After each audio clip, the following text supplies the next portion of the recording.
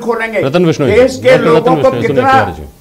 Doctor रतन विष्णु जी, ये इसको लेकर जो विवाद है हिंदी अंग्रेजी के प्रति अपनी अपनी आस्था अपने अपने आग्रह जो हैं वो विवाद को 1 मिनट के लिए हम छोड़ते हैं और जो राजनीतिक रस्साकशी है उसको भी हम छोड़ते हैं समय की मांग के हिसाब से। और ये मानते हुए एक तो मुझे ये बताएं, आप जो सवाल मैंने तिवारी जी से किया था, क्या ये हमारे सिस्टम की लाचारी नहीं है, चाहे वो कोई सी भी सरकार हो कोई सा भी प्रदेश हो, कि हमको इस तरह के कदम उठाने पड़े कि हम खुद अपने स्कूल लेकर के आएंगे, निजी स्कूलों से तो नहीं लड़ सकते।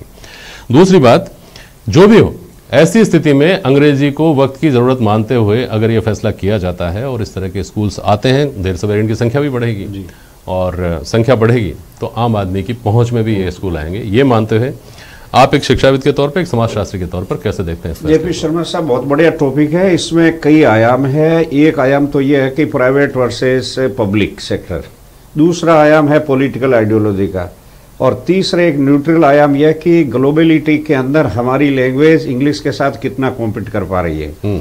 मेरे हिसाब से ये जो कदम उठाया है राजस्थान सरकार ने, किसी की भी सरकार उठाते तो भी ये वेलकम स्टेट है, मतलब स्टेप है, ऐसा होना चाहिए जी। क्योंकि हिंदी इंग्लिश का जो डिवाइड है इंडिया में और उसका जो एक विकल्प है वो मोनोपोलाइज्ड है। आपने बिल्कुल सही बता दे, उसमें मैं दोबारा बात नहीं करूंगा क्योंकि प्राइवेट सेक्टर में जो इंग्लिश मीडियम की स्कूलें हैं वो आम आदमी की पहुंच से बिल्कुल बाहर है।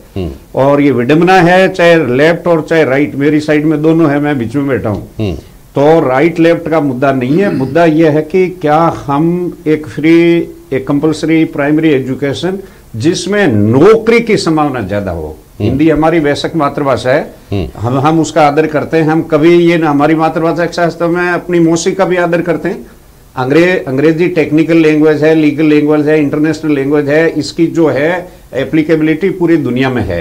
तो अगर हमें एम्प्लॉयमेंट के माध्यम से या उसके हिसाब से प्रोग्रेस करनी है तो इंग्लिश को बढ़ावा देने में कोई तकलीफ नहीं है। ठीक है। दूसरा मुद्दा यह है कि अब सरकार ने यह कदम जो उठाया उससे कितना फर्क पड़ेगा। डेफिनेटली ये डिवाइड, हिंदी इंग्लिश का डिवाइड है, अमीर गरीब का डिवाइड कम होगा, मतलब फायदा होगा। बिल्कुल। दूसरी बात यह है कि एक बड़ा क्रिटिकल मुद्दा है कि उसमें सरकारी टीचर होंगे।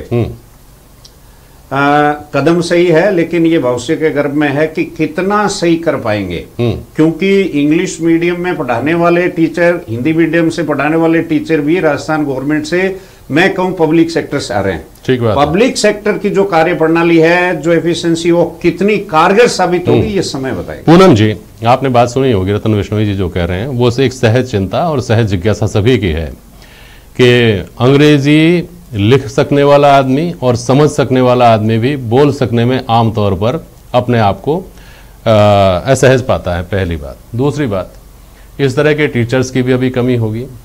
और तीसरी और महत्वपूर्ण बात यह भी है कि अंग्रेजी स्कूलों में केवल भाषा ही नहीं, वहां का एक कल्चर ही अलग तरह का डेवलप हो जाता है। अगर उस कल्चर को आप सरकारी सिस्टम में कहीं डेवलप करना चाहें तो बहुत सारी परेशानियां, व्यवहारिक परेशानियां आपको पेश आती हैं।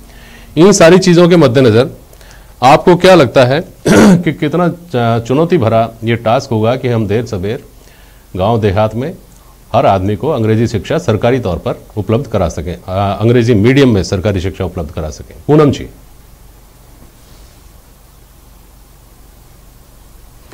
देखिए, सबसे पहले तो मैं ये बताना चाहूंगी कि आम आदमी का एक सपना पूरा हुआ है सरकार के इस कदम से, क्योंकि बहुत सारे पेरेंट्स ऐसे हैं जिनका सपना होता है अपने बच्चों को इंग्लिश मीडियम स्कूल में पढ़ाने का, लेकिन वो खुद को लाचार फील करते थे।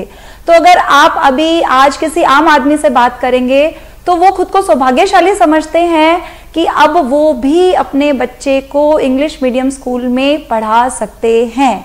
और सबसे बड़ी बात, जहां तक लाचारी की बात रही, तो पूरा एटमॉस्फेयर, पूरा कल्चर हमारे स्कूल में ऐसा डेवलप करवाया जा रहा है। जो टीचर्स आ रहे हैं, पहले उनका इंटरव्यू लिया जाता है, उसके बाद इन इंग्लिश मीडियम स्कूल्स में वो टीचर पढ़ाने के योग्य होते हैं। और रही बात कल्चर की और स्पोकन इंग्लिश की, तो देखिए यहाँ भी बिल्कुल वैसा ही माहौल बनाया गया है कि बच्चे रूटीन में भी इंग्लिश में बात कर सकें। स्पोकन इंग्लिश पे पूरा जोर दिया जा रहा है। और आप ये समझिए कि ये जो स्कूल्स हैं, school for people and school of the people, मैं ये कहूंगी कि बहुत सारे माँ बाप का सपना सच हुआ है सरकार के इस कदम से।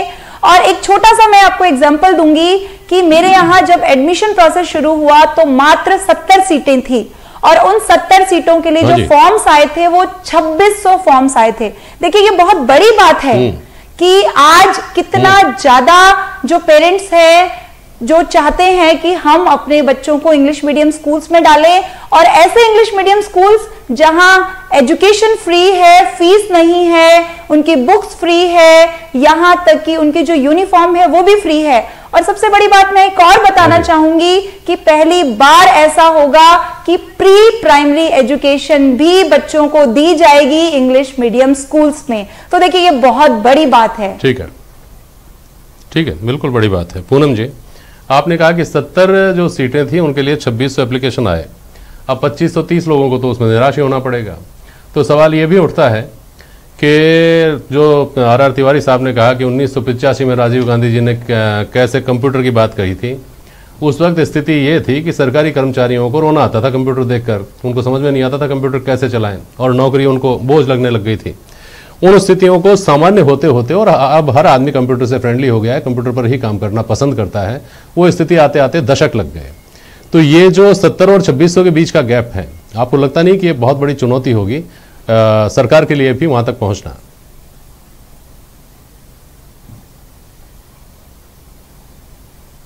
देखिए ये चुनौती के साथ साथ आप ये समझिए ये एक मोटिवेशन है सरकार के लिए कि कितना रुझान है जनता का अंग्रेजी माध्यम स्कूलों के लिए। आप इसे एक मोटिवेशन समझिए चुनौती के साथ साथ, मैं ये कहूंगी कि ये एक मोटिवेशन है हम सबके लिए कि किस तरह से। देखिए अभी जो एडमिशंस भी हुए हैं उनमें 40 से 50% स्टूडेंट्स ऐसे हैं जो प्राइवेट स्कूल से हमारे पास आए हैं। ठीक है पूनम जी, तो मैं इसे चुनौती की बजाय मोटिवेशन का नाम दूंगी।